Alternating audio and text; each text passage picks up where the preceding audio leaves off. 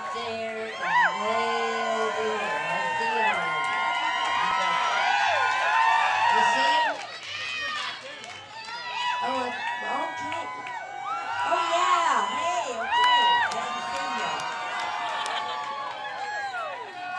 Okay.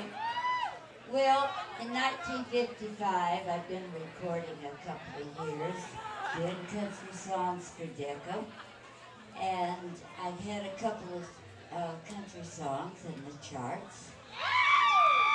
And you don't even know what songs they were.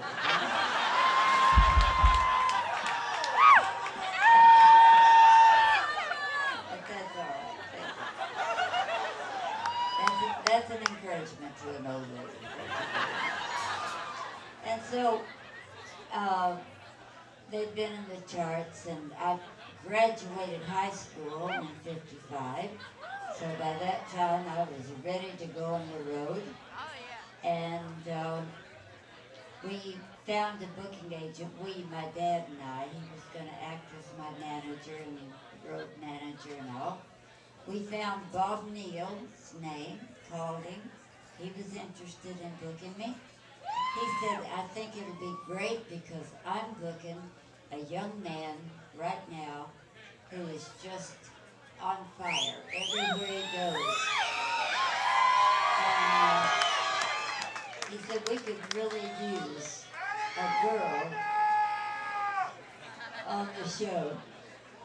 And so we went. I'd never heard of the name. I thought it was kind of a funny name. I'd never heard it. Being from Oklahoma, that was a strange name. So, yeah, Oklahoma. And we went to the first afternoon of the first date that was set in Missouri. We went, well, his name was Elvis Presley.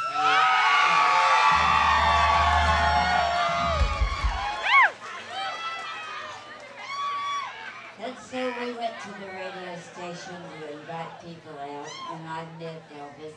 I was quite impressed. His hair and his way of dressing was totally out of the box, very different, very handsome. And but then when we left the station, I saw Elvis go out and get in a pink Cadillac.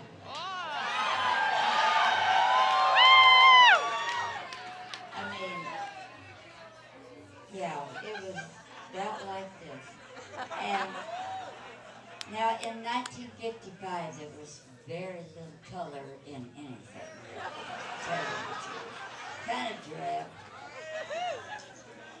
But I saw him get in that pink car, and I couldn't believe it. That was before the days of Mary Kay. A pink car, honestly? So I had no idea who I was working with, what this guy did. Well, after I saw his show, I was quite impressed. Had the privilege of working with him for a year and a half until early part of '57. And we became good friends. We liked each other a lot. We dated.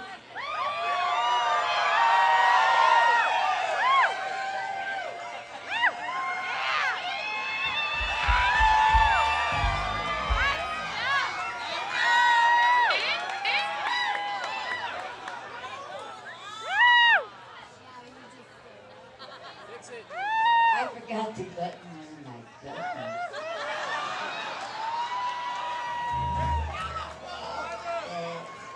Thank you, dear. I was in a hurry.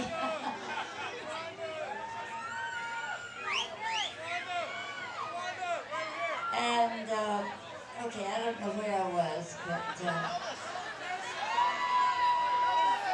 one day he asked me to be his girl, and he gave me his ring, and I wore it around my neck. But you know, really and truly, we were good friends. And his influence on me, you know, I could never repay. I can't even describe it. But he's the one that encouraged me to try something other than just country. He wanted me to stretch myself and try this new kind of music. So,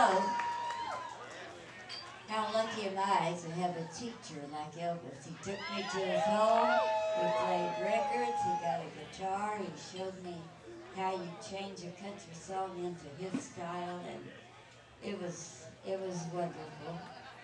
And so in 1956, I had the chance to do it. When I stood on the stage in Cleveland, Ohio in 2009, being inducted into the Rock and Roll Hall of Fame.